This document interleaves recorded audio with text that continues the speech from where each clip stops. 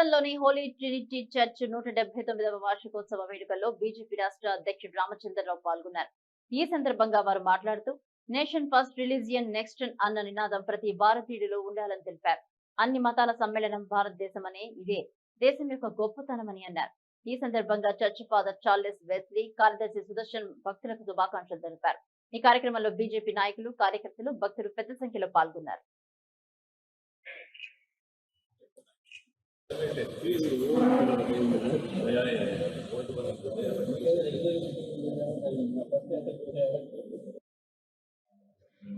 Given us the time to be with us in our midst.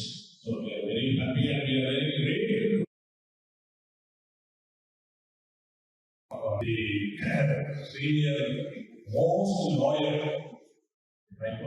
the lawyer, and also recently we have been heard that he has been elected for the Telangana State BJP President.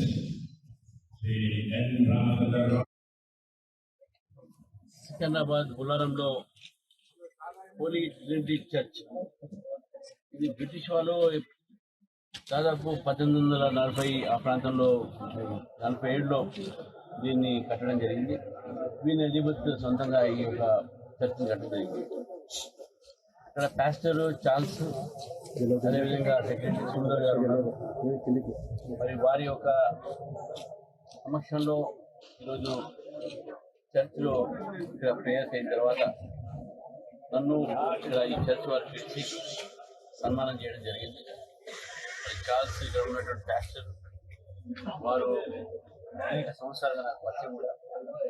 భారతదేశంలో అన్ని కులాలు, అన్ని మతాలు కలిసి జీవించేటటువంటి దేశం. ఇక్కడ మన దేశంలో యహూదులు వచ్చారు, జ్యూస్ వచ్చారు, పార్సీలు వచ్చారు. అన్ని మతాలకు భారతదేశంలో స్వేచ్ఛ ఉన్నది.